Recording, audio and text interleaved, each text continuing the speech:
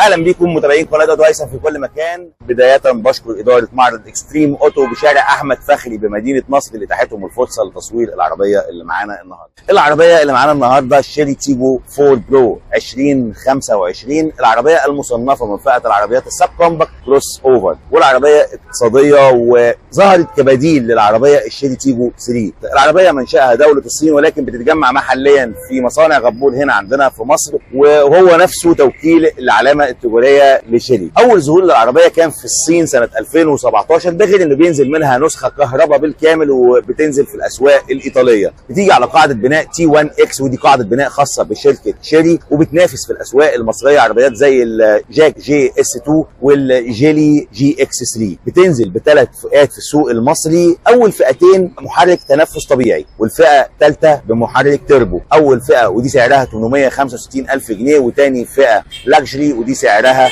940,000 جنيه، والفئتين دول زي ما قلنا فئتين بمحرك تنفس طبيعي. اما الفئه الثالثه فئه التربو دي سعرها 1,015,000. الفئه اللي هتكون معانا النهارده هي الفئه الثالثه فئه التربو. تعالوا مع بعض نتفرج على العربيه ونشوف ابرز واهم مواصفاتها، ولو عجبكم الفيديو ما تنسوش تعملوا اشتراك للقناه وشير للفيديو عشان يوصل لكل محبي السيارات.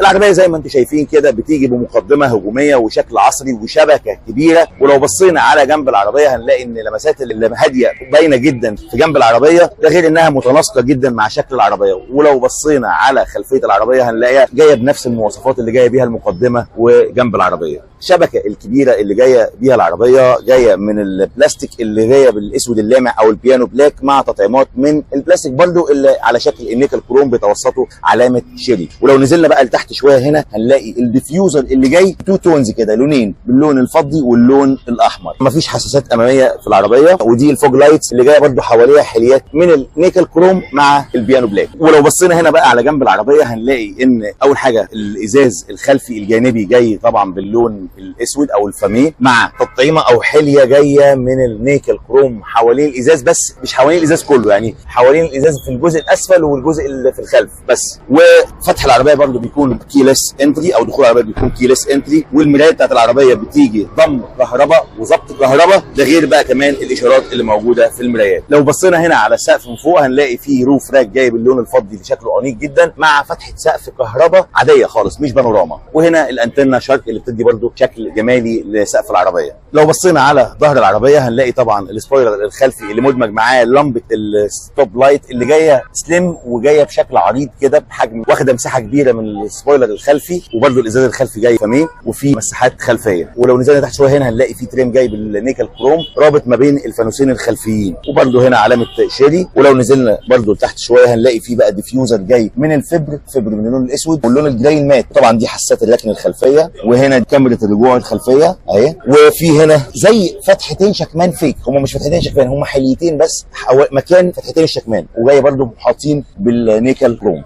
برضو من الحاجات اللي لاحظتها هنا ان اللون الاحمر منتشر جدا في العربيه، واخد زي ترند كده في العربيه. فحتى هنا حتى الفبر الجانبي اللي جاي هنا في الجنب بتاع العربيه جاي عليه ترم باللون الاحمر، برضو مدي احساس وشكل رياضي. واللي مزود الاحساس والشكل الرياضي ده بقى، تعالى اوريك حاجه هنا برضو، الكاليبرز اللي جايه باللون الاحمر. لو بصينا بقى على ابعاد العربيه فالعربيه بتيجي بطول كلي 4 متر 63 سم، عرض العربيه متر 83، ارتفاع العربيه الكلي بيجي متر 67، وطول قاعده العجلات بيجي 2 متر 63، ارتفاع العتب بيجي 18 سم. بمناسبه ارتفاع العتب، شايفين بقى الفبر اللي منتشر حوالين العربيه سواء في العتب او في الرفاير او حتى في الديفيوزر الامامي والخلفي، فده برده بيدي نوع من انواع الحمايه وبرده اناقه للعربيه. من الحاجات اللي انا لاحظتها دلوقتي وانا بصور ان انا بمجرد ما بقرب من العربيه بتفتح، ولما ابعد بتقفل. تعالوا بصوا اوريها كده اهي، بصوا لما ابعد بقى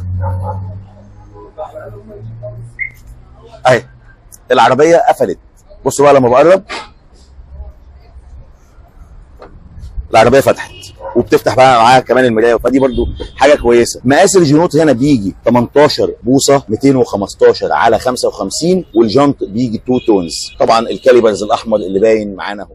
الاضاءه في العربيه، الانوار الرئيسيه بتيجي LED، سواء الانوار الاماميه او الاضاءه الاماميه او الاضاءه الخلفيه او الاشارات، ولكن الداي لايت بيجي هالوجين، وكمان انوار الضباب بتيجي برده LED. تعالوا بقى نشوف الشنطه بتاعت العربيه. نيجي بقى نبص على شنطه العربيه. شنطه العربيه طبعا بتفتح مانيوال مش كهرباء، وندخل بقى كده على الشنطه ونشوف مساحتها قد ايه. مساحه الشنطه معانا هنا 340 لتر. حافه التحميل معانا هنا مش عاليه قوي، متوسطه شويه في الارتفاع. مفيش اي مساحات تخزين في الجوانب بتاعه العربيه، هي مساحه 340 متر بس المساحه تبدو انها صغيره شويه. نفتح هنا، بص هنا كده، طبعا هنا الاستيم بتاع العربيه والعده، وهنا في برضو لمبه كده برضو من النور الهالوجين عشان تنور العربيه. تعالوا بقى نبص كده برضو على لما نعمل طي ظهر الكنبه الخلفي هنشوف المساحه بقت عامله ازاي.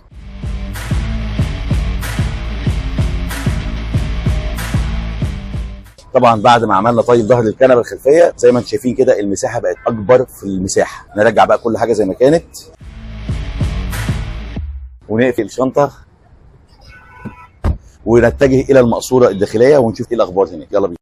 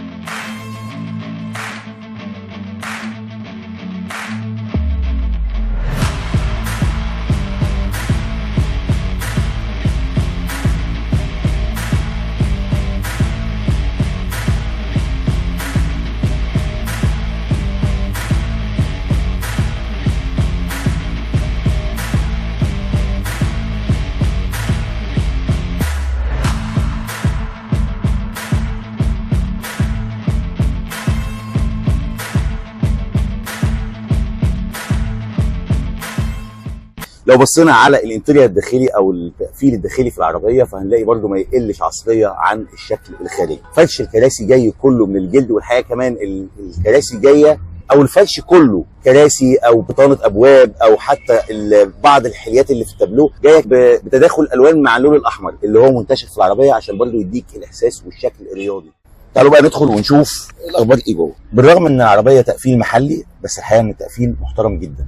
لو جينا نمسك هنا نحط ده مثلا على التابلو، نلاقي التابلو جاي من الرابر الطري، ويعني تحس ان حتى الطول بتاعه حلو قوي. ده غير بقى بصراحه ان الخامات والتصميم حلو قوي يعني. فهنلاقي هنا الجزء ده جاي كده من اللون الجراي المات، والجزء ده كمان جاي جلد سفنج او في تحت منه طبقه سفنج طريه، وطبعا الجزء ده جاي زي تريم كده باللون الاحمر، وزي ما قلنا اللون الاحمر منتشر في العربيه بشكل كبير جدا برضه مديك الاحساس الرياضي. بصوا هنا كمان في امبيانت لايت موجودين. الامبيانت لايت اللي موجوده دي موجوده في الفئه الثالثه اللي معانا دي. نيجي بقى نبص على الشاشه الوسطيه اللي بتيجي 10.25 بوصه وبتدعم الاندرويد اوتو والابل كار بلاي، والنظام الصوت في العربيه هنا بيجي 4 سماعات، والداشبورد او شاشه العدادات بتيجي 7 بوصه، والحقيقه برضو الوانها حلوه. عايزين نفتح كده ونبص على كل حاجه في العربيه اهي. بص الالوان وبص اثناء ما بتفتح العربيه بص الشكل، وبيتبين لك كمان هنا البيبان اللي مفتحه في العربيه. انا مفتح ال4 بيبان فكله باين هنا. التكييف في العربيه هنا بيجي ديجيتال واوتوماتيك ودول زون، وطبعا هنا دي شاشه التحكم في التكييف هنا اهي مكمله الشكل الجمالي في الكونسول. ننزل بقى كده نتفرج على الكونسول اللي جاي بشكل عصري جدا وشكل حديث.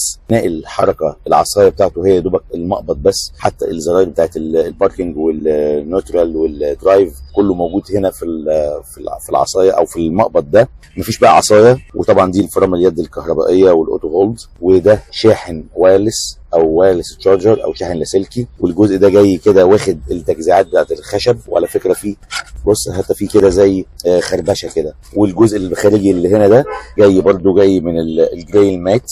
ده طبعا الكونسول الطائر اللي هو بيبقى جاي على هيئه دورين، في هنا فتحتين يو اس بي، في هنا كمان مخرج 12 فولت، غير بقى كمان مساحه التخزين اللي موجوده عندي تحت.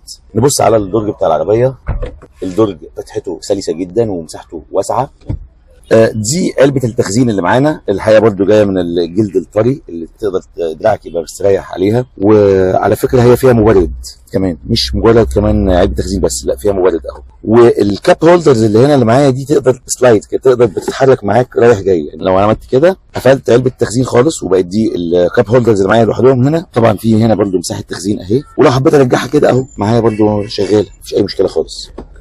نيجي بقى للطاره بتاعت العربيه اللي بتيجي برده من الجلد ومالتي فانكشن، وفي هنا خياطه، بس الخياطه هنا جايه باللون الاسود، غير بقى كمان التطعيمات اللي جايه باللون الجراي المات. وبرده هنا الزراير نفسها جايه مات مطفيه كده. ليه احسن بتبقى لما تكون الزراير بالشكل ده؟ لانها ما تبصمش معاك. والطاره على فكره برده تلسكوبيك، تقدر تحركها في كذا اتجاه. لو طلعنا شويه هنا المرايه بتاعت او مرايه الصالون الداخلي برده بتيجي بس تعتيم مانيوال وليس تعتيم ذاتي. ودي هنا الاضاءه بتاعت الصالون الداخلي. دي فتحه السقف معانا اهي، هي فتحه سقف كهرباء عاديه خالص مش بانوراما. نقفلها بقى اهي. حبيت ارفعها كده بس اللي هي بزاويه او ورد اهو. نقفلها بقى خلاص. التحكم في كرسي السائق بيكون كهرباء، ولكن الكرسي الراكب الامامي بيكون مانيوال اهو. تمام يا جماعه؟ تعالوا بقى نبص كده على بطانه الابواب. بطانه الابواب جايه برده الجزء ده جاي من الجلد، والجزء ده جاي من الجلد. الحقيقه الجلد غالب في العربيه كتير بصراحه. الجزء ده برده اللي هو واخد الشكل الخشبي ده او تجزيعات الخشب اهو، وفيها برده كده خربشه. السنتر لوك بتاع فتح القفل البيبان هنا في الباب معانا، برده الجزء ده جاي جلد. والجزء ده جاي برده باللون الاحمر. احنا قلنا اللون الاحمر طاغي عندنا في العربيه او غالب في العربيه بشكل جامد قوي، برده عشان يديك الاحساس او شكل رياضي. وطبعا في برده خياطه جايه باللون الاحمر هنا. ننزل هنا نشوف مساحه التخزين. مساحه التخزين مساحتها حجما كبيره، ولكن المساحه دي كنزه شويه، والعمق بتاعها برده مش عالي. والمكان ده تقدر ياخد ازازه ميه صغيره كده. نشوف بقى المقصوره الخلفيه اخبارها ايه. انا بس الاول عايز اجرب لكم القعده كده عشان تشوفوني لما اقعد ورا هيبقى اخبارها ايه القعده. انا كده قاعد تقريبا مرتاح كويس، يعني مش قاعد قاعده مبسوط، مش وحشه. تعالوا بقى نشوف المقصوره الخلفيه شكلها ايه في القعده. يلا بينا. مساحه الدخول في العربيه كويسه، مش ما تضايقكش وانت داخل. القعده في الكنبه الخلفيه طبعا هي عربيه سب كومباكت كروس اوفر مش كومباكت، فخلينا نبقى واخدين بالنا من الحته دي. ومع ذلك انا قلت لك انا مرجع الكرسي بتاعي الامامي ترجيعه حلوه اللي هي مريحاني وانا قاعد جدا، وانا برده طويل مش قصير. ومع ذلك بص المساحه اهي، المساحه لا والله كويسه. يعني انا الركبه ما بين الركبه وظهر الكرسي الامامي لا في مساحه كويسه. ده غير بقى كمان ان في تجويف في الكرسي، فده برده بيدي وسع اكتر للي قاعد ورا. طب نشوف الفوت روم كده. لا المساحه حلوه جدا واسعه اهي. انا بحرك رجلي بكل سلاسه او مش رجلي بكل سلاسه. نبص هنا كده على الهيد روم، والهيد روم برده مساحته او المسافه ما بين الراس والسقف كويسه جدا اهي. تمام. نيجي بقى في النص عشان برضو دي الحاجه اللي دايما الناس بتحب تشوفها، هل الكنبه الخلفيه تساع افراد، يعني تساع افراد بشكل كويس ولا لا. نيجي كده في النص. قبل ما اجي في النص انا عايز بس اوريكم نفق الفتيس مش عالي، يعني هو بس عالي بمقدار نص عقله صباعك، فاللي برضو هيبقى قاعد في النص مش متضايق. نيجي برضو في النص ونجرب القعده اهي. لا اللي قاعد في النص مش متضايق، حاطط رجله كويس خالص اهو. الكونسول اللي جاي من المقصوره الاماميه مش هاجم على الخلفيه، فمش مضايق اللي قاعد ورا. طيب نبص على مساحه الكنبه. لا اللي قاعد في الكنبه الخلفيه تساع 3 افراد متوسطي الحجم بس، ولا يميل الاكبر ولا لا متوسطي الحجم بس. كويس على العربيه سب كومباكت كروس اوفر. طبعا مش هقدر ارفع لكم الاكياس، يا رب تكونوا شايفينها. في برده جيب خلفي في ظهر الكرسي الامامي. هنا بقى في بطانه الابواب الخلفيه الجزء ده جاي من البلاستيك، الجزء ده برده جاي كده واخد تجزيعات الخشب، الجزء ده كده جاي من الجلد مع طبعا الخياطه الحمراء اللي موجوده هنا، والجزء ده برده جلد والجزء ده جلد، واللون الاحمر برده اللي معانا هنا في العربيه. وبرده المساحه بتاعه الجيب اللي في الباب صغيره مش كبيره. وهنا برضو تقدر تحط ازازه ميه صغيره. برضو في ايزوفيكس مثبت كراسي الاطفال، وفي هنا برضو ارم ريست باثنين كاب هولدرز. هنا في مخارج تكييف خلفيه، وهنا في فتحه USB ومكان لتخزين لاي رفايع معاك صغير. كده احنا خلصنا المقصوره الخلفيه. تعالوا بقى نشوف الموتور ووسائل الامان، يلا بينا.